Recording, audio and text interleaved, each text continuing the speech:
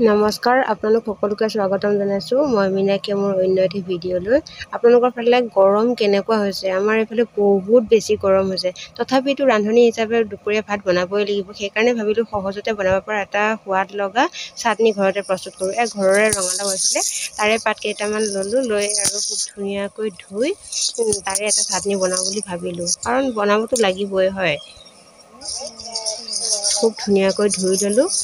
তাৰপাছতে আকৌ পিঁয়াজ, নহৰু, আদা নাই লোৱা, মই আদাৰ পাতহে লৈছোঁ। মানে যিহেতু চাটনি হ'ব সেইকাৰণে আদা পাত লৈছোঁ। তাতে বগা সৰিয়হ কেইটামান লৈছোঁ আৰু ঘৰৰে জলকীয়া কেইটামান লৈছোঁ। খুব ধুনীয়াকৈ কাটি লৈছোঁ।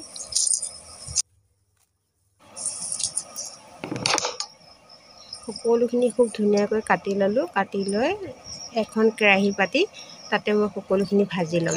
অকণমান তেল দিছোঁ, তেল দি তাতে ভাজি ল'ম।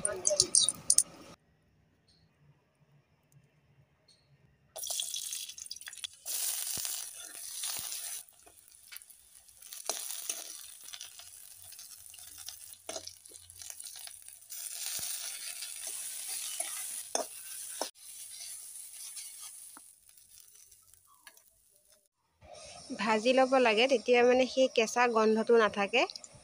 আৰু মিক্সিটো দি ল'ব পাৰে, পটাটো পিচি খাব পাৰে। মই পটাতে পিচিছোঁ। তাতে সোৱাদ অনুসৰি নিমখ দিছোঁ আৰু জ্বলাটো আপোনালোকে নিজৰ ইচ্ছা অনুসৰি দি ল'ব পাৰে।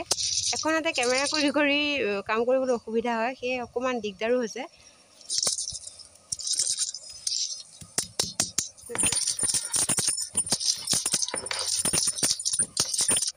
ফাইনেলি হৈ গৈছে। আপোনালোকে যদি খোৱা হয় এনেদৰে এবাৰ খাব, খোৱা নে খাব, বহুত ধুনীয়া হয়।